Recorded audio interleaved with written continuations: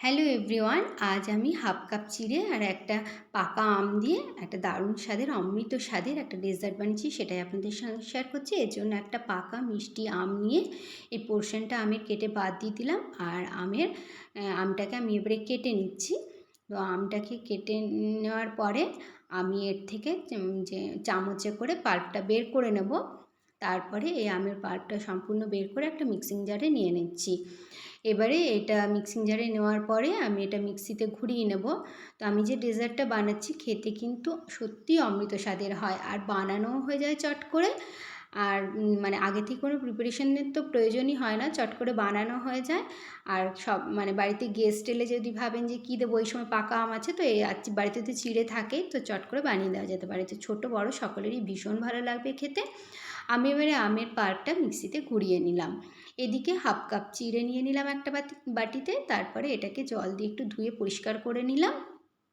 এবারে এই জল দিয়ে ধুয়ে নেওয়া চিড়েটাকে ছেঁকে নিলাম জলটা। তারপরে এই ছাঁকনিটা আমি একটা বাটির ওপরে রেখে, জলটা যদি থাকে কিছু তাহলে জলটা ঝরে যাবে। এবারে জলটা ঝরে গেছে, আমি এবারে একটা চামচে করে হালকা হাতে নাড়াচাড়া করে ঝুড়ো ঝুড়ো করে দিলাম। এদিকে ওভেনে প্যান বসিয়ে প্যানটা গরম করে এতে দিয়ে দিলাম 2 চামচ গাওয়া ঘি। গাওয়া ঘিটা আমার মা বাড়িতেই বানিয়েছেন, সেটা আমাকে দিয়েছেন। তো এটা খেতে মানে এই যে প্যানে দিয়েছি এর থেকে একটা দারুণ অপূর্ব গন্ধ বেরোচ্ছে। এরপরে ঘিটা গরম হয়ে যাওয়ার পরে এতে আমি এই যে ঝুড়ো ঝুড়ো করে চিড়েটা ধুয়ে রেখেছিলাম সেই চিড়েটা দিয়ে দিলাম। এবারে লো টু মিডিয়াম ফ্লেমে আমি এই চিড়েটাকে ভেজে নেব, কালারটা একটু চেঞ্জ হওয়া পর্যন্ত। ঘিয়ের কালারটাকে অ্যাবজর্ব করে নিয়েছি, ঘিয়ের একটা কালার ছিল দেখেছেন। তো এরপরে চিড়েটা ভাজা ভাজা হয়ে গেছে, আমি এই চিড়েটাকে তুলে রাখছি বাটিতে।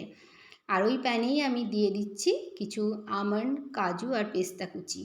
এগুলোকে একটু কিছুক্ষণ জাস্ট নাড়াচাড়া করে আমি তুলে রাখছি একটা প্লেটে।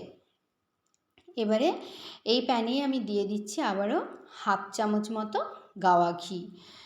গাওয়া ঘিটা দেওয়ার পরে একটু যখন গরম হয়ে গেছে, তারপরে এতে দিয়ে দিলাম আমের পিউরিটা, যেটা আমরা মিক্সিতে ঘুরিয়ে নিয়েছিলাম আমি, সেই আমের পিউরিটা দিয়ে দিলাম। এবারে এটাকে লো টু মিডিয়াম ফ্লেমে নাড়াচাড়া করে ঘন করে নিচ্ছি।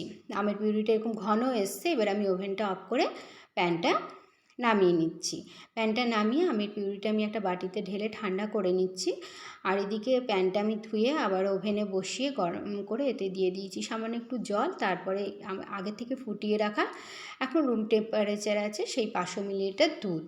আর এই জলটা দিলাম তাতে দুধটা প্যানে স্টিক হয়ে যাবে না তলায়। এবারে দুধটাকে নাড়াচাড়া করে একটু ফুটিয়ে ঘন করে নিচ্ছি।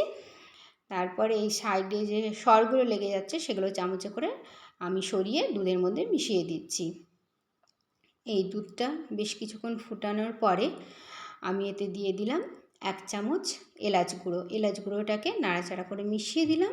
তারপরে ওভেনের ফ্লেমটাকে একেবারে লোয়ে করে আমের যে পিউরিটা ফুটিয়ে রেখেছিলাম, ঘন করে রেখেছিলাম, সেই আমের পিউরিটা দিয়ে দিলাম দুধের মধ্যে। এবারে এটাকেও নাড়াচাড়া করে দুধের মধ্যে ভালো মতো মিশিয়ে দিচ্ছি।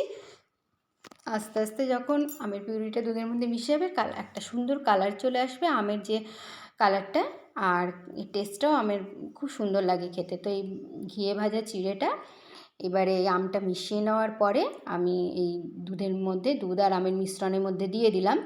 এবারে হালকা হাতে নাড়াচাড়া করে চিড়েগুলো যাতে না মানে ভেঙে যায়, গুঁড়ো হয়ে যায়, সেরকম আমি হালকা হাতে নাড়াচাড়া করে দিচ্ছি। আর লো ফ্লেমে এটা করতে হবে। তারপরে এতে দিয়ে দিলাম 2 চামচ চিনি, কারণ আমটা খুবই মিষ্টি ছিল। তো আমি এবারে নাড়াচাড়া করে চিনিটাকেও মিশিয়ে নিলাম। এর স্বাদ অমৃত হয় যখন এই ঘিয়ে ভাজা চিড়েটা মুখে যাবে, মানে দারুণ দারুণ লাগে খেতে। ছোটো বড়ো সকলেরই ভীষণ ভালো লাগবে। আপনারা বাড়িতে একবার হলেও ট্রাই করবেন, দেখবেন বারবার বানাতে ইচ্ছে করে। পাকা আম থাকতে থাকতে আপনার বাড়িতে বানিয়ে নিন। তার উপরে কিছু এই যে আমন্ড, পেস্তা আর কাজু ছিল আমি রেখে দিয়েছিলাম, সেগুলো দিয়ে দিলাম, ডেকোরেশন করে দিলাম। Please please do like, comment, share and subscribe to my channel. আজ এই পর্যন্তই, দেখা হচ্ছে পরের ভিডিওতে এরকম সহজ সরল কিন্তু মজাদার কোনো রেসিপি নিয়ে। Till then take care, thank you.